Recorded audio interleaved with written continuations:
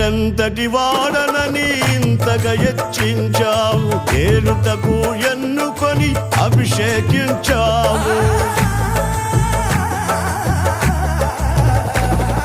నేనంతటి వాడనని ఇంతగా హెచ్చించావు, ఏలుటకు ఎన్నుకొని అభిషేకించావు.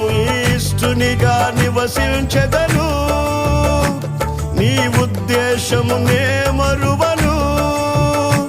నీ ఇష్టునిగా నివసించెదను, నీ ఉద్దేశము నే మరువను.